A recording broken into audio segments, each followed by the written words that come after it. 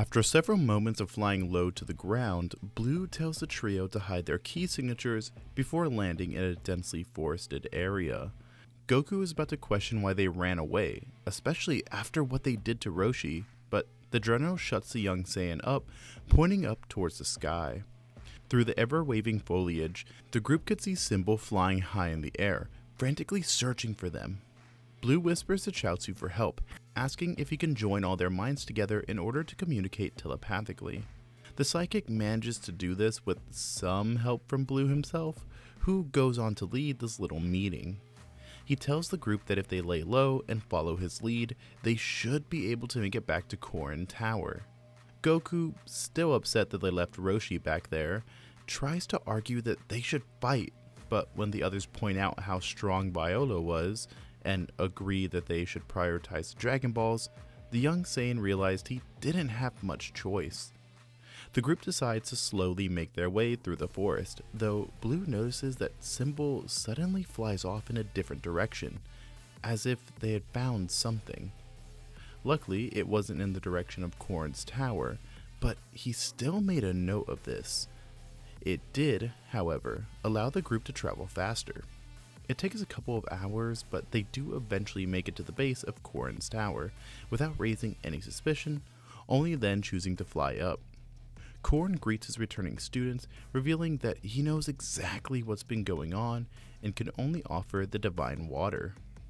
At first, the entire group wants to drink it, but when hearing it'll take time to get to, and possibly more time to effectively become stronger, Tien and Yamcha decide to stay back. The duo wish to master the Mofuba, as it holds a strong chance of succeeding if the others fail. Goku wishes to drink this divine water as always, and while Blue doesn't want to leave the others behind, he has to admit that getting stronger was something that intrigued him. Nam and Krillin want to travel towards this secret cave as well, but they had to admit, if two of their strongest fighters were going, then they should probably stay here to protect the Dragon Balls. Without warning, Korin tells the two of them to hurry up, as King Piccolo has just procured one of the Dragon Balls and knows that they have the others. Knowing time was of the essence, both Blue and Goku race off. While those two are off fighting ice monsters, Tien and Yamcha focusing on mastering the ability that Roshi tried to use on King Piccolo. With a student of the Turtle Hermit there, and Tien's innate talent, the two managed to get a rough idea of how to do the technique, eventually using it on Chaozu successfully, something that greatly improves morale. Meanwhile, Krillin and Nam spend their time with Korin, the trio using image training to improve their skills without draining their energy too much. While the improvement is minimal, it helps calm their nerves and helps them to focus on the task in hand, rather than the fear of King Piccolo succeeding.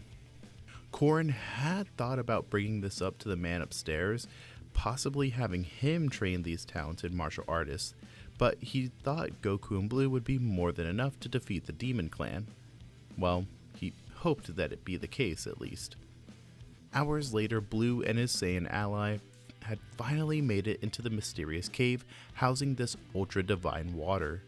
There, they met Darkness, who used illusions to try and trick the duo into giving up. Goku easily beat this contest of wills, but Blue, he seemed to be in a trance, seeming almost scared of whatever vision was conjured up by this creature. At first, Blue had easily dispelled visions of Goku and the martial artists he'd recently met, just as Goku did.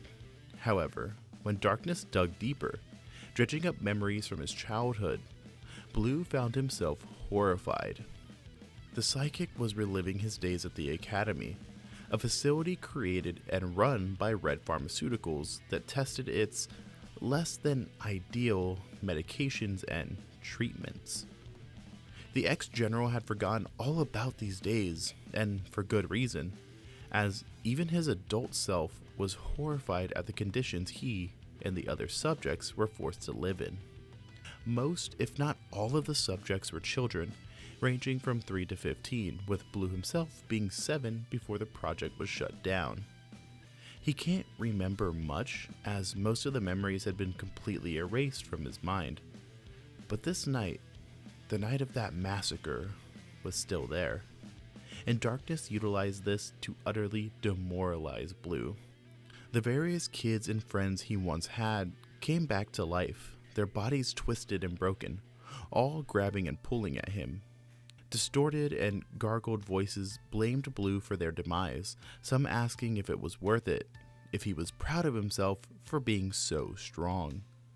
For as long as he could remember, Blue had always been referred to as a color, but here, in this illusion, Darkness called him by his birth name, Kurama. This psychological warfare was enough to break the general, who was about to run away when Goku put a hand on his shoulder. "I'm not sure what you're seeing, but you have to get through it. All of our friends are counting on us. Snap out of it, Blue." The general tried to focus on Goku, despite the monsters swirling around in the darkness surrounding them. This little monkey boy, he was so much stronger than Blue, and yet he came back into this hell just to carry him through it. As much as he wanted to run away, to shut away those memories once more, he had a duty to protect those he had come to know in these past few years. The malformed children continued taunting and degrading Blue for his past actions, something the general apologized for, then waved his hand and blew away the illusions. Darkness tried to conjure more memories, more trauma to combat the soldier, but he used his own mind to lock her out, creating a wall for Goku and himself. "I'm not running away anymore. You can do anything you want, and I'll endure it, but just know, we have a mission to complete, as fast as humanly possible." Darkness hesitates for a second, then steps aside, revealing the ultra-divine water, stating that those without some strength will find only death when consuming it. The two figure that the illusions were a test to figure out just that, and with time ticking away, they hurriedly gulp down as much as they can. While those two spend the next night having tummy aches, Tien and Yamcha had successfully mastered the Mafuba, though were pretty drained from the intensity of the move. Nam, Krillin, and Bora, of all people, are busy image training when Whiskers the Wonder Cat sounds the alarm.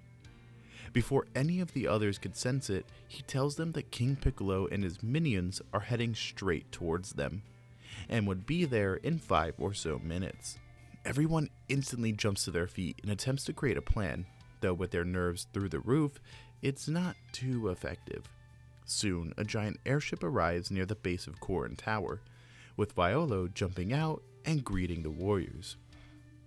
"I see 2 of your most powerful fighters are missing. Don't think that you can get the jump on us again." "They aren't here right now, but don't worry, we'll make sure to tell them all about how we kicked your butts." Yamcha struck a pose, getting ready to launch a Wolfang fist, but another warrior flew down and blocked the attack. "Ah, long time no see.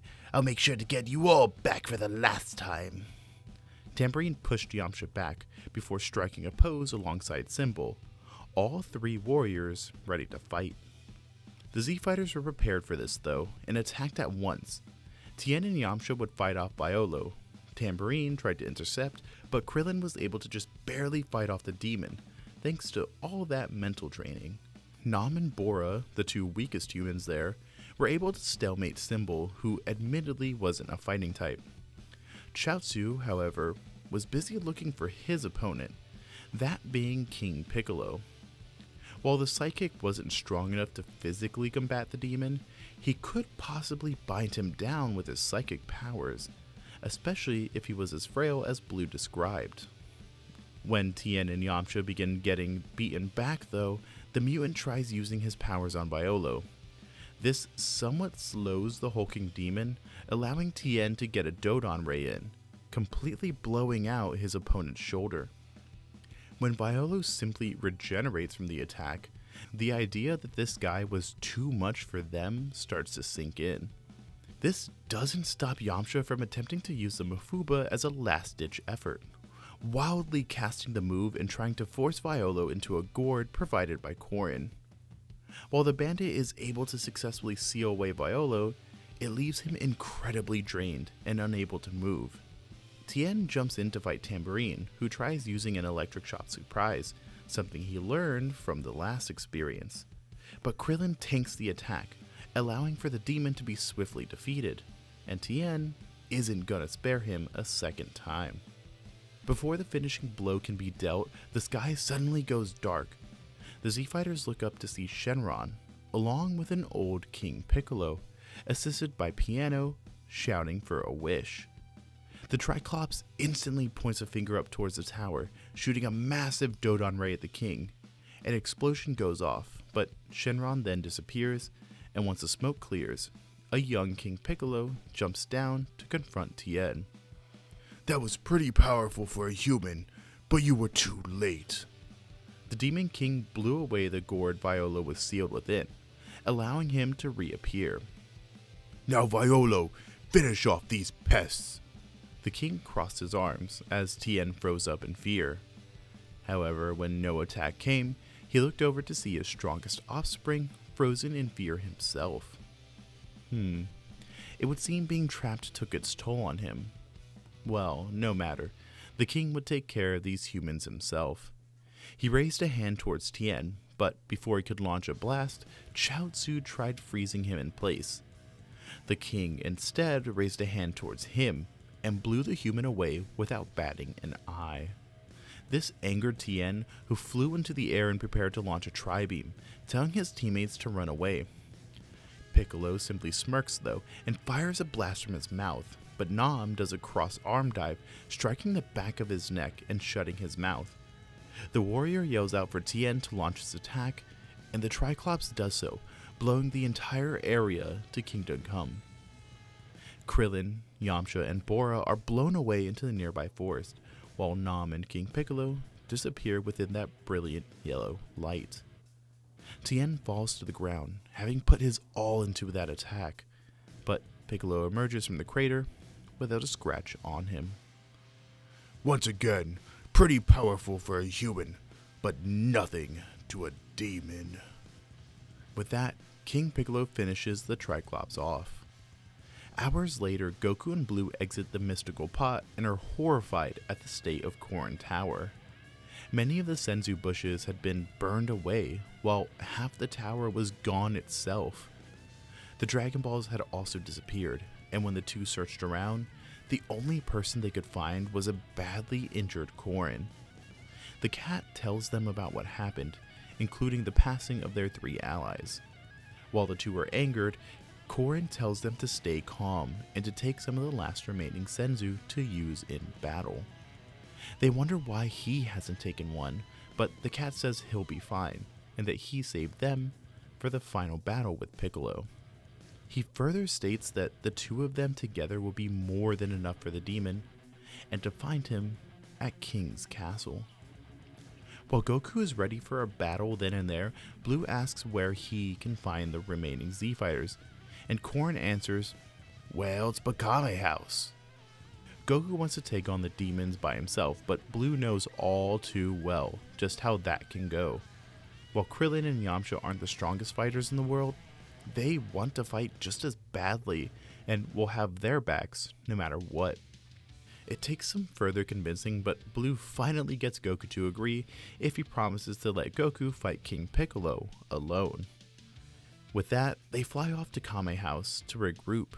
Once there, they find the Desert Bandit wrapped up and lying in front of a TV, while Launch, Bulma, and Krillin were seated around him, watching the demands of the king. Yamcha was livid that he couldn't move, or else he'd be flying straight for that slug, while Krillin says they couldn't do anything anyways. However, when Goku and Blue barge in, the two light up a little, happy to see them alive. "Oh, Goku! So, what's the plan, you guys? Gonna give that guy a taste of his own medicine?" "Yes, we are." Blue flicked a Senzu right at Yamcha, who caught it with his mouth like a true bro. Once down the hatch, the bandit hops into the air, excited to rejoin the fight. However, Blue tells him to calm down, as they'll need a plan first.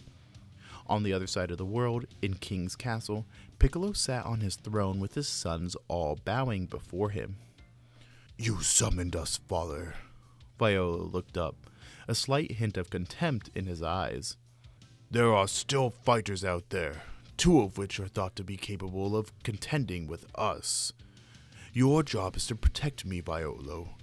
Don't tell me the humans rattled you so that eradicating them is too much for you.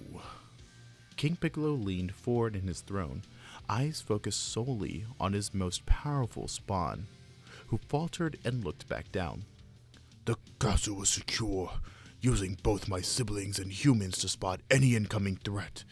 You made me for one reason, my only purpose, to ensure your safety and outsmart these pathetic creatures. Do you not trust me? Violo dared to look up once more, though this time he gave a look of concern. No, I don't. You fell for their trick, one you saw before. Perhaps I should create a bodyguard for myself.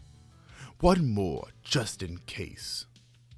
Then and there Drum was born, a demon with the express purpose of standing by King Piccolo at all times. Violo once stood there, like Tambourine before him. After his older brother was captured, he saw just how badly Tambourine was treated, how he was seen as just a grunt to be used for small tasks, and never trusted with anything above his capabilities. Was this Violo's fate? To be replaced by Drum, a far superior specimen than him? No, his father nearly perished just making him. There was no demon spawn greater than he. Violo, unlike many of his siblings, could think on his own, formulate sophisticated plans, and utilize the others in ways the king couldn't think of. Violo was the greatest of his brood, and would show just how great he could be. He was the prince of the demons, after all. Nobody could replace him. Not even his own father. But that's where we're going to be leaving things off for right now. If you enjoyed a timeline where the Demon Clan gets expanded on, why not check out a story all about Cell having a family of his own? But even if you don't, thank you guys for getting to this part of the video. You guys have a good day or night wherever you are. That's it for now. Bye-bye.